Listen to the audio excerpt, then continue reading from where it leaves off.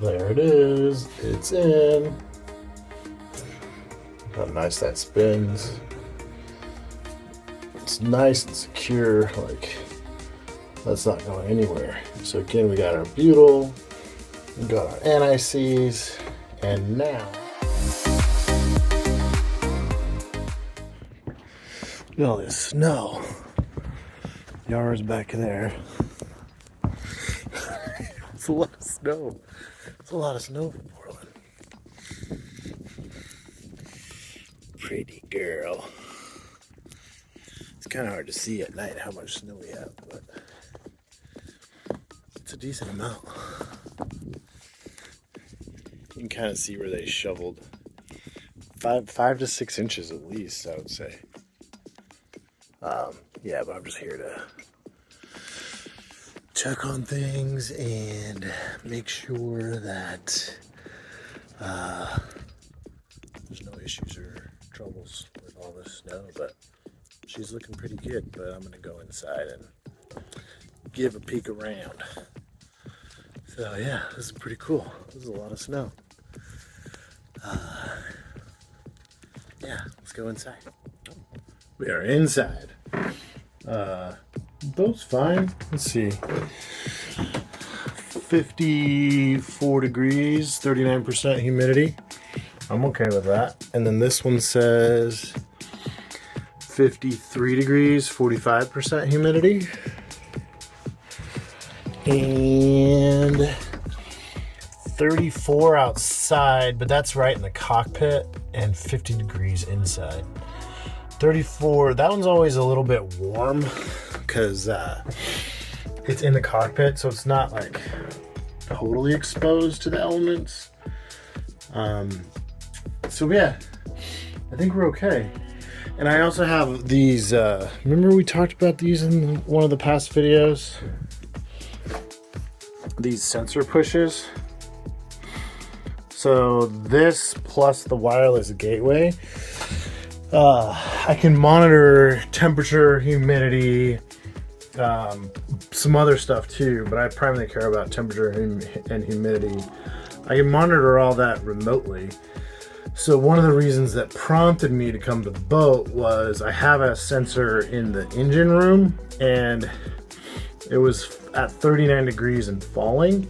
And then the overnight is supposed to be in like the high teens or low 20s. So I don't want the engine room to freeze. So what I do to help prevent that is we have our little space heater here. It's set at 85. I'm gonna bump it up a little bit. And then I open up the companionway stairs and put those in the galley. So that way the airflow can come in and out, and then the warm air from out here can go back in there. And that way we'll see the engine room won't go below freezing. There is a regular household outlet in the engine room, and I do kind of have a heater back there staged up and ready to go if I needed to plug it in. The problem is I just don't trust that outlet. It's got like some burn marks from where there was like a short or an issue. I think one of the ground plugs has a ground plug broke off in it. So I don't trust it, and it needs to be replaced. So I'm really hesitant to put a heater on it and have a high draw. But it's back there and staged. We have used it, and overall it's fine. We've used it for like a light. I've used it for like sanding, but I haven't put a high load on it like a heater. So I'm a little bit nervous to plug in a heater there. But it's there just in case. So if it gets really, really, really cold, I can set up that extra heater and just basically blow it right on the engine block. But for now, moving the companionway stairs, totally fine, totally works. And again, I can monitor the temperature as from remotely, because I have a sensor in the fridge. I have a sensor in the saloon here. I have a sensor in the engine room, and I have a sensor in the bilge. So I can monitor all those places for temperature and humidity remotely. So yeah, let's go ahead and just move those stairs. Nothing exciting, just kind of like a little bit of admin work on the boat to make sure she can survive and make it through this couple days of pretty cold weather. Okay, pretty impressive. So about 2 minutes ago, I moved the companionway stairs that doesn't seal off, but it separates the engine room from the saloon. So I took that off and I moved it over here in the galley, and now we can see the engine. And then this little guy right there is so that little blue and green thing that's right on top of that, that's the sensor that I keep in the engine room. Now, the remarkable thing is so they're designed for like monitoring humidity and things and temperature for plants or your wine cellar or your expensive cigar collection or sensitive things that don't like a lot of temperature change, that you're trying to keep at a consistent temperature and humidity. So that means they're really, really sensitive. So in about 2 minutes that I moved those steps over to open up that, it's already gone up 0.2 degrees. So that was the goal for this trip. That's what you wanted. That's what I wanted to see. That's what I was hoping to see, and that's what we're seeing. So that's good. Another thing that you'll notice is I put a piece of tape, just regular old painter's tape, here, and then I'll just, when I leave the companionway, I gotta kind of climb up and out of here. But when I leave the companionway, I'm just gonna affix the tape right there. And so that way, if me or Devin or anybody else comes back into the boat, they'll see that piece of tape. And the idea is to alert them to say, oh, there's some tape here. That means something's different. The stairs are missing, so someone just doesn't like step down and like tumble down. So that's a little bit of a safety measure to remind ourselves, like, okay, don't just step in the boat blindly. Let's check to make sure that it's safe and there's stairs there. So yeah, win for the day. Boat looks good. Now make the trek back home. It's still snowing. Make the trek back to the apartment and call it a night. Thanks, y'all. Bye. Hello. Here at the boat, lovely sunny day in the end of February. We got 11 inches of snow the past day.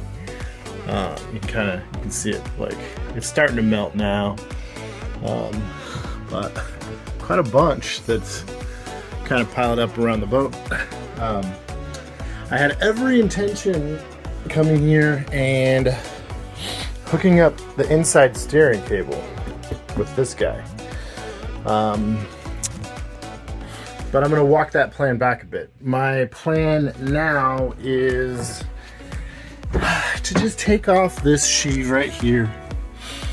So that sheave runs from, so this is the back of our steering. So here's the wheel right there. And so that wheel runs through here and terminates up in there. And so that sprocket is where the chain connects, and then the cable runs down through that gap there over to this sheave. I wasn't planning on actually taking that apart because it's inside the boat, so it's been a little more protected than the ones that have been in the lazarette. And then B, it looks like it's in pretty good shape, but in the interest of taking all the boxes, crossing all of our I's and dotting our T's, I think I might as well just pull it off. Pull it off, inspect it, clean it up, lube it, and slap it back in. That way we know literally every single thing on the steering system has been gone through and refreshed. So yeah, that'll be what I'm working on today. It's just 4 bolts, so we've got 1, 2, and then behind these pipes back here, 3, 4. So I'll have to move these out of the way. This is our water fill from the deck, and this is our water tank vent, and then this is a grounding wire.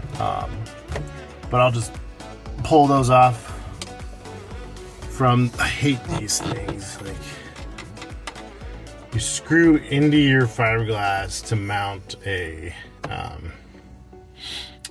zip tie, and then you can zip tie your stuff together, but I just don't like that. Like, why am I poking more holes in my boat just to like secure some hose and pipes and wires and stuff? So anyway, that aside, so it shouldn't be, I mean, you know how boat work goes. It's only 4 bolts, but they're a little bit finicky to get to. So hopefully it won't be too bad, but you know how boat work goes. So that's gonna be what I work on now, and yeah, once I get that pulled off, it's not very interesting to watch me take it apart, but once I get it pulled off, we'll take a look at the sheave together, and yeah, just give it a little review to make sure that it is still in good shape like we think it is. So be right back. Cool, got it out. So it's not bad. So, and also sounds like a bell on both sides. So shouldn't be any cracks or anything. Definitely dirty, like people drilling over the years and not vacuuming up, whatever. So we'll just get that cleaned up. These were on there too, not rotten or anything, but I don't think this is teak. At least it doesn't look like teak. And look at that little mark. It says, I don't know if you can see that. It says NT right there. I don't know what that means, but probably gonna fabricate some new ones of these out of HDPE.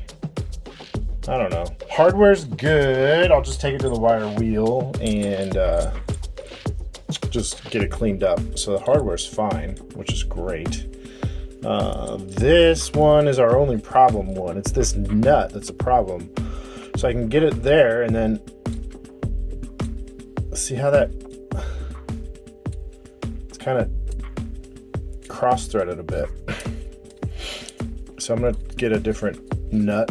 Today we'll just get this cleaned up and get the hardware cleaned up, get a new bolt. Oh, I know what I wanted to show you. Watch this.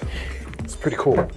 So we pulled it out of here, and then look how thick the bulkhead is here. That's crazy, huh? Like, let's see. Here's a little wrench.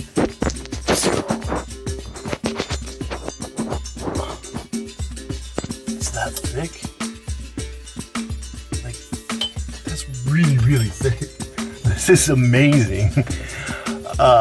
And in the interest of preserving, because it's really good quality too, like there's like dust aside, there's no rot or anything here, so that's fantastic. But what I'm gonna do is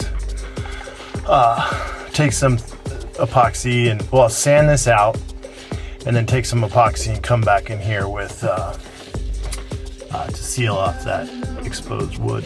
Yeah, I mean, it makes sense because the structural member, so I don't know if you guys might have seen in a few videos back, like this is basically where all of our chain plates get anchored to, here, straight down.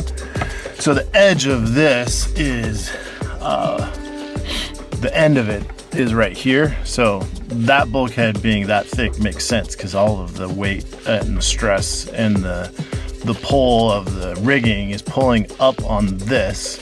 So that is got to be really, really strong. So the only thing better than new hardware is wire wheel hardware. So here's one that I haven't done yet. And these 3 are done. Pretty neat. So remember to wear your eye protection. Wire wheel like that. Beautiful.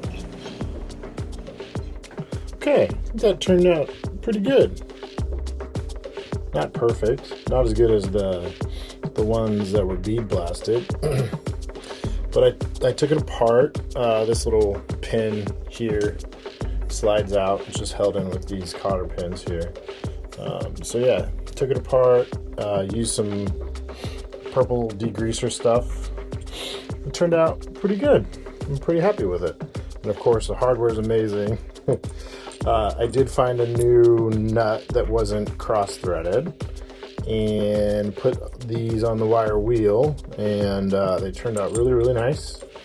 You know, not as good as new, but pretty darn close. Plus, didn't need to buy new hardware. One of them didn't actually have a washer on it because the way it was positioned, the washer wouldn't fit. So and the reason why it wouldn't fit is because there was another corner piece of hardware.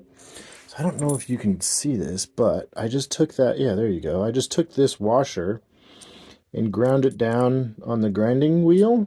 And then hopefully I'll be able to put that where there wasn't a washer before, because there was like just a little piece of like backing plate hardware where the washer wouldn't fit. So I just lopped off that corner, that edge of the washer, to hopefully it'll fit in there now.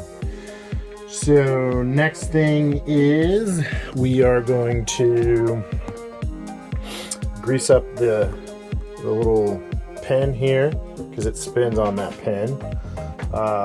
Grease up the inside of it where with this that's like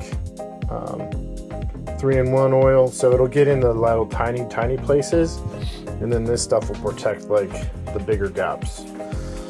And then I am going to put on some ring grade anti-seize so that I can separate the bolt heads from this.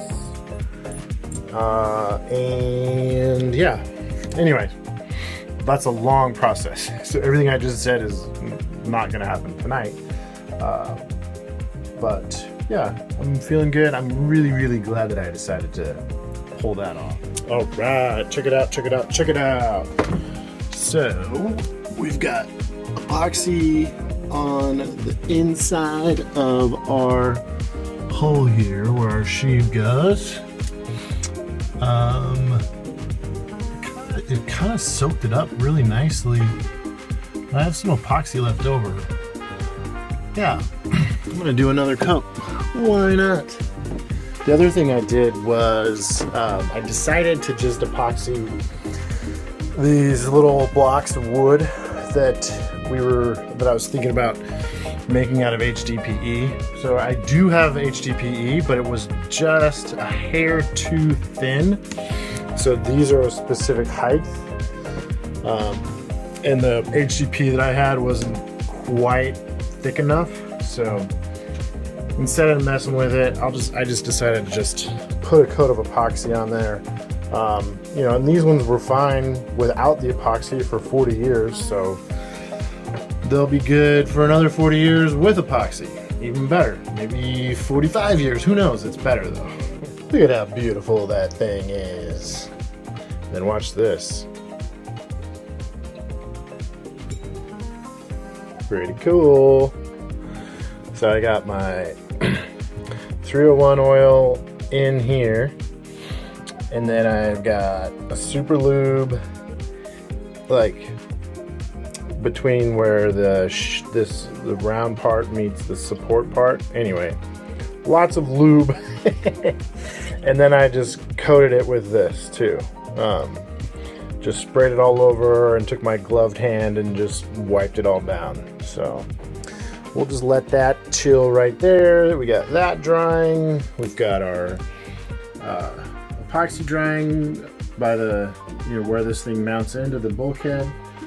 So I'm done. It was a good day. wasn't expecting to do this, but I'm glad I did. It's you know, just one more little thing to get out of the way so we can put the actual chain and cable in. So yeah, wasn't expecting it, but that's kind of the way boat work goes, right? Is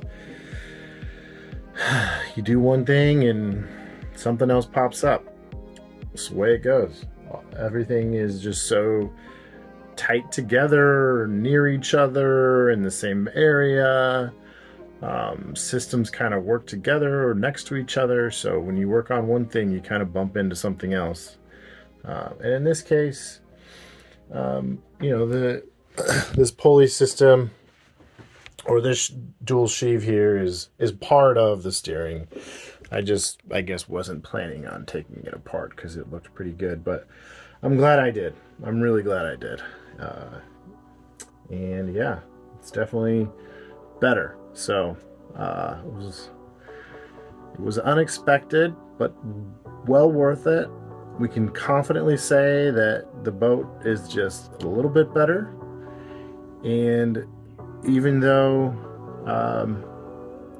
we weren't expecting to do this job today, we can confidently say that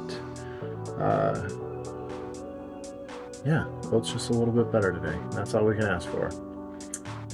You know, this is a long project. It's a lot of work, but it's also a yacht of love. See ya. All right, so we're back. These are all nice and dry, epoxied protection. And we've got David here to help start putting some of this together. And then down here, our epoxy set up nicely as well. So, all of that is nice and protected. Now it's just a matter of popping that in. Well, really, that's the plan anyway. Popping it in. All right.